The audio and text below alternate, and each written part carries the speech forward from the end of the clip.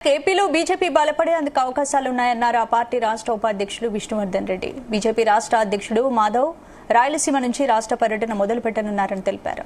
ఏపీలో రాజకీయ మార్పులు స్పష్టంగా కనిపిస్తున్నాయన్నారు.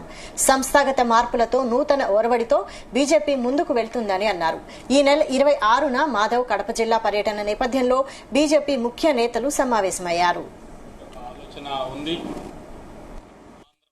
నూతన రాష్ట్ర బీజేపీ అధ్యక్షులుగా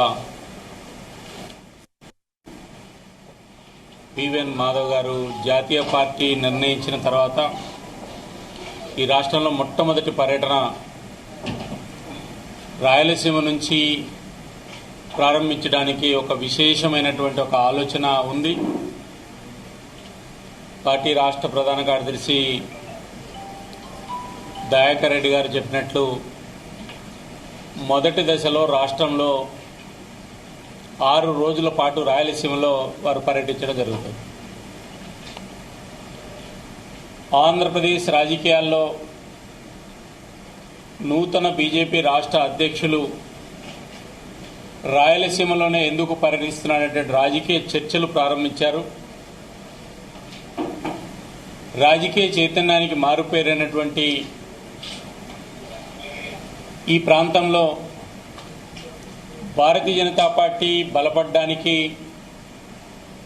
అనేక రకాలైనటువంటి యొక్క అవకాశాలు ఉన్నటువంటి నేపథ్యంలో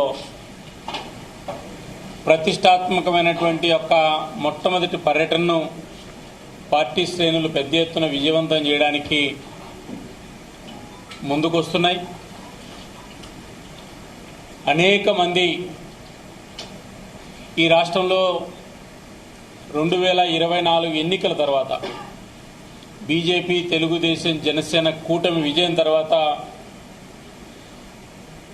ఒక రాజకీయంగా ఆంధ్రప్రదేశ్లో ఒక పొలిటికల్ వ్యాక్యూము స్పష్టంగా కనపడుతుంది. మాధవ్ గారి నేతృత్వంలో ఆంధ్రప్రదేశ్లో భారతీయ జనతా పార్టీ ఒకవైపు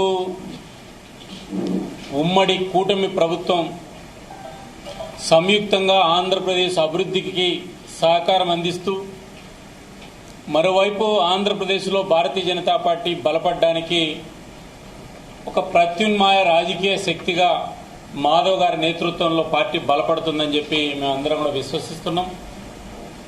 ఇందులో భాగంగా